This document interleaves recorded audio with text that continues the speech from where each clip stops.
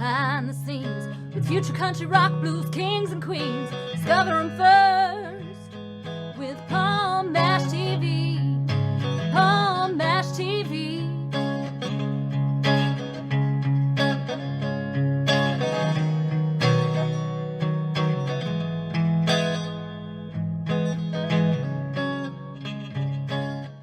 Well, hello there. It's Paul Mash TV time again. Thank you so much for joining us. We got another great interview coming up shortly.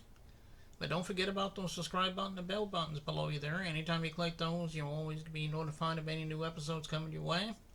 And leave a comment on the comment section if you like. We'd love to hear from you there. And the description will have ways to contact us there. And we'll have those contact info at the closing credits at the end of the show. So I hope you'll stay tuned for that. From Palm Springs, California, we have Rick Lovett today. Very talented artist. I know you're really going to love him. And we'll get to that in just a second because the interview starts right now. Okay, here we are with the interview. And with us from Palm Springs, California, we have Rick Lovett today. Thanks for joining us, Rick. Thank you very much, Paul, for having me. I'm glad to be here. Yeah, we're glad to have you here too. How did it begin for you? I mean, I'm sure ever since you were a kid, you wanted to be an artist. Maybe it came much later. Maybe it's even more deeper than that. But tell us in your own words. We'd love to hear.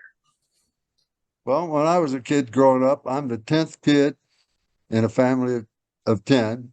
And all of my older brothers and sisters were sort of spontaneous singers, as was my mother. So we wanted to be a singer when I was a kid. And so my mom liked the old country western music, the old school stuff like Hank Williams and Johnny Cash. So I got a load of that stuff. And then my older sisters, they liked the 50s rock. And so I liked all that. So I was exposed to all that. And finally, my late brother, Steve, who was a really great songwriter, he would be writing something when everybody else was playing baseball. And he started writing songs. And so he started singing those songs to me. And he was playing a little bit of guitar. And so he so impressed me when we were in our late teens that I thought, he's pretty good. I want to see if I can help him out. So I got a guitar and started playing, and I was better on the guitar than him. So we started writing songs together. And how we did it was I wasn't a great guitar player, but whatever I practiced, whatever groove I was practicing, he would write a song to it just like that. And then a month later, I'd come back to his house, and he was amazing. He would remember the whole song, word for word, all the way through. Let's do that song again. And all I just do that groove. So he helped my guitar playing come alive, so to speak. Like it's not just a practice run, it's actually a song. Because I never took lessons, and neither did he really. So then my other brother, Ray, who was also a singer-songwriter, he came in and joined in with us and thought, well, he better play bass. So then the three of us and a kid that I grew up with, Joe McLeod, he became our drummer. So the kind of band we had was we were all learning together and we were all working jobs. And so we spent a lot of time in the basement playing original songs by the Lovett brothers. So that's how I got started, like really serious into it, where I thought, well, I can do this. And then my brother, Steve, he was our leader and our lead singer and our writer. He sort of like didn't really want to do it anymore, but I didn't want to quit, but I couldn't do originals without him. So we became a bar band, the Lovett Brothers Band, and we played in the late 70s and early 80s in the Detroit area. And we played cover tunes, the classics like Honky Tonk Women and Bob Seger and the Eagles. And then life got in the way. I had some kids, and I wasn't really making any money being in the music business. And so my carefree life had to come to an end because I had kids. So my duty was to make sure that I had a good job so I could take care of my daughters. So I moved out of the city of Detroit and out to a farm and retooled myself and went to nursing school. And I had to put music aside for quite a few years. But I did write songs out there in the country, and I wrote them down, and I did have a 4-track recorder. So I stayed with that. Then after my kids got almost all raised and everything, I decided I was going to come out to California. So I sold my farm and came on out here. And I told my brother, who was still alive at the time, that when I got out here, somehow I was going to record 10 songs that we wrote and that would happen. And almost like I was blessed or synchronized with something, I get out here and I'm not working 2 months. And a guy comes up and says, "Hey, Rick, you want to play some bluegrass music?" And I was so enthralled and surprised that he knew that he had heard that I played guitar, that somebody wanted to play music, and was like, "Oh boy, this is actually happening for me." So he's a real good friend, and he played the banjo and the mandolin and the guitar really good. And he was quite a bit younger than me, and he was really good. So I was really inspired by him. So I spent a year just playing with him. So then we formed a bluegrass band called the High Grass Rollers. And for 3 years, we had some really good success in San Diego, playing on the beaches, and we were becoming a popular bluegrass band. Then, like all bands, it came to an end. Then more life got in the way for me, and I put a lot of effort in the High Grass Rollers, so I was a little disappointed. So I let it all go away, and I started painting paintings. I got a few of those. So finally, in my mature age here, I thought, I don't have anything else to do. I'm going to give this music thing another try. And about a year and a half ago, I started thinking of a song that I wrote 16 years ago called "I Ain't Got the Money." And it was the kind of song that everybody that would hear it go, "Yeah, that's a good song." And I meant to bring it into the High Grass Rollers, but the band dissipated before that happened. So I went down back into San Diego to an old recording studio that I had recorded with that bluegrass band. And I showed him the song and everything. He says, "I think that's a really great song. Let's record it." So we did. And we got some local musicians to come in on it. And that song has had an amazing effect for a humble person like me. That song took off for me, not gigantic or anything where I'm going to be a big star. But when you don't expect anything and you get 4,000 hits, then it's like, for a person that's just came back into this, you get that many hits, and it's very inspiring. Because if I would have only gotten 200, I would have thought, well, that's my family and a few friends. That's what I kind of expected when you don't have anybody pushing you and you're just this old fella that's just sort of restarted this thing. So all of a sudden, I'm having very good success because the main thing that I'm trying to do is make good songs. So that song came out really, really good. I'm really proud of it. And then it led to the next song. And through 2023, I recorded, I think, 10 songs, 13 songs, and I released 17 songs, and 4 of them I had done with the High Grass Rollers. And the other songs that I did, I think it was 13 songs, if I'm right. And then I did 5 videos in 2023. So I stayed busy all year, and everything seemed to be getting better and better because my performances in the studio was getting better because I was doing it instead of just being rusty. So here I am, and everything's going great for me, Paul. I've had a great day. I'm on your show. My wife gets up, my faithful wife, Pam, gets up every day, and she gets online somehow and counts all the hits that I'm getting on my songs. And I'm just overwhelmed with it. We've got 94,500 hits on our songs in 1 year. I know that doesn't sound like, hey, Taylor Swift type numbers or anything remotely close, but for an old cat that wasn't expecting much, I'm proud. I'm very proud. Well, that's fine. And Oh, no, I was going to say that's quite a story there, Rick. I didn't mean to interrupt you there, but well, tell us a little bit about the influences. I know you mentioned things like the Rolling Stones and a couple other bands. I guess those are probably the ones you enjoyed the most, or did you have any other influences?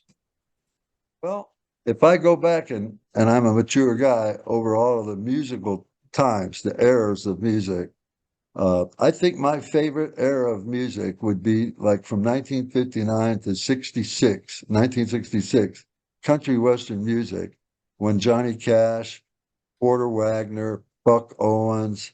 Those people were Red Foley, Ernest Tubb was still around. When those folks were making that great music, I was a kid, shoe shining down on the honky tonk streets in Detroit. And when those bar doors would be open, you could hear those songs blasting out. I Got a Tiger by the Tail by Buck Owens. And I just love that sound. And so that's my favorite type of music. But when I was playing, and of course, because of my peers and everything else, and I wanted to be a cool guy, I also enjoyed all of the pop sounds of the 70s and 80s. I like the Eagles. I like the Allman Brothers. Uh, I like all of the popular bands. I guess you could say I like pop music of the 70s, the rock scene. But also I like jazz. I like Nat King Cole. I like Brooke Benton. I grew up in Detroit, so I love the old Motown bands and stuff. And so I think I've been influenced by a lot of different kinds of music, and I love them all.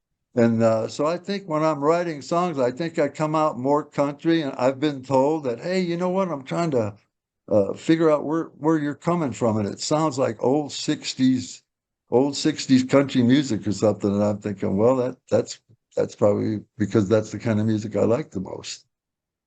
Yeah, you've got a lot of legends there for sure. I mean, you mentioned even Buck Owens. I mean, he was definitely a legend. Well, tell everybody where we can find you at. I'm sure it's on all streaming platforms, but if you're on social media like Facebook, Instagram, so forth, you can let us know that. If you have an official website, tell us that as well. Tell us everything. You can get me I'm on Facebook and I'm on Instagram, and I have my songs are streaming on all the major streamers.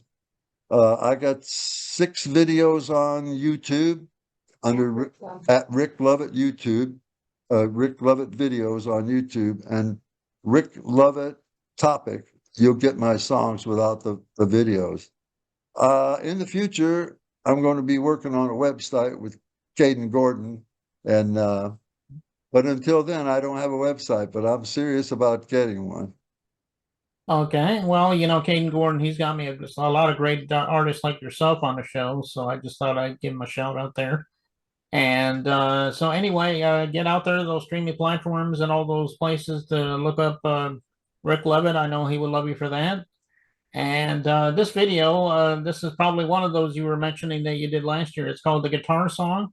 I think it's self-explanatory, obviously, based on the name of the show, but tell us a little story about that. The guitar song, that's an interesting song. The song starts off, the lyrics start off with, I can play on Friday and Saturday night. I can sing these old songs. Well, many years ago, my cousin Paul Phipps played in the Lovett Brothers with me. And Paul, we all grew up in Detroit, so we grew up in some of the rough parts of town. So Paul was hanging out with some rough customers, but they had a really good band. So he called me up one night and he says, hey, Ricky, why don't you come on down here and play with Toby and the boys? And I kind of knew that the crowd that he was hanging with, so I politely said, I don't know. I don't think I'm good enough. I just was trying to make an excuse. And Paul goes, well, Ricky, you can play on Friday and Saturday night and sing them old songs. And so one day I was going to band practice in San Diego many years later. And I had noticed there was a man had gotten killed. He had crashed into a tree, and they had him laid out on the pavement, and they had a yellow tarp over him, and the tarp's flapping in the air. Well, my cousin Paul, he met his demise by picking up a stranger and taking him home with him. And I don't know who was trying to rob who, but my cousin wound up getting killed by an axe hitting him in the neck. So when I seen this dead man on the pavement, I don't know, I immediately thought about Paul and his violent death. And so right there, when I thought of Paul, I thought what he told me, I can play on Friday and Saturday night. I can sing these old songs. And to take my mind off that, I did the rest of the lyrics on the way to band practice. So I literally wrote that song in 10 minutes.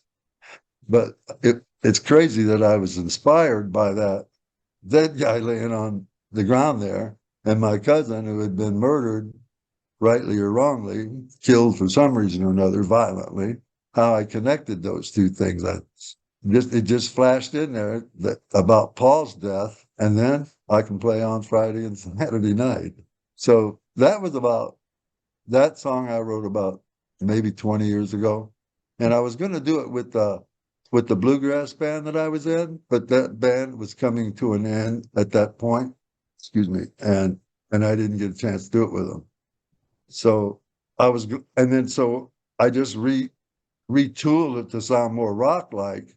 And when I recorded it, I was lucky to get the two guys that play guitar on that song. Russell Hayden is a native San Diego person that now lives in Nashville. He played one of the electric guitars and the steel guitar, and he's an amazing guitar player. And the other guy is Trevor C. Edwards, who is formerly of San Diego, who now lives up in Spokane, Washington. He played the other lead riff on this song. And what I like about this song mostly is it's just bare bones, bare knuckle rock and roll. There's nothing special about it. The guitar work in it, it's not Stairway to Heaven, it's not Blue Sky, it's not Jessica, it's not Sweet Home Alabama. It's just like, let's just get it on right out of cranking it up right in the basement, man, and let it fly. So I just love it. I love this song. Okay, well, it is a great song, and I was listening to it a couple of times earlier. And we're going to get to that in a second, but Rick, I want to thank you so much for being on the show today. Come back anytime you want to plug something new. Maybe we'll have you back on sometime. I thank you very much, Paul. I'm very happy to have been with you today, and thanks a lot for playing my song, and good luck with your show. Okay. And I'll get back with you. I'll send you some songs. Okay, well, that sounds good. And we'll be right back with a song right now.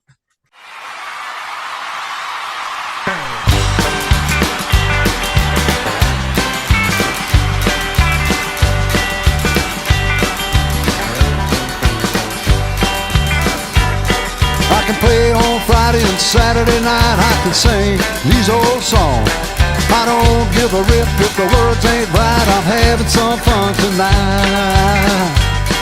Don't worry for a minute, old faithful fan. If I get into a jam, I drink some beer and fake some words till the song comes to an end. 'Cause I've been playing this guitar all night long. Everybody dancing on the floor is what keeps me hanging on.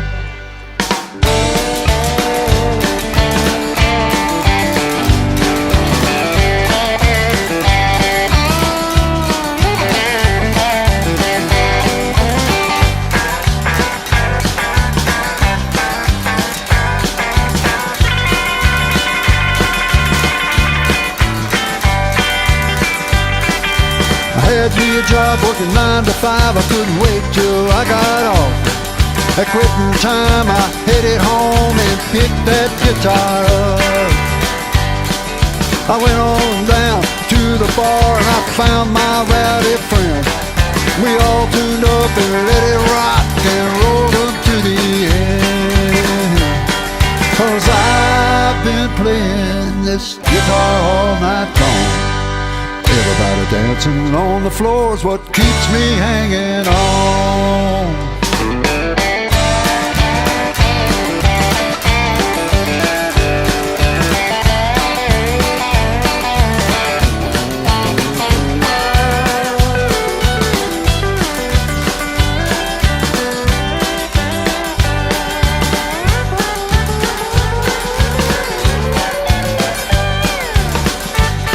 Cause I've been playing this guitar all night long.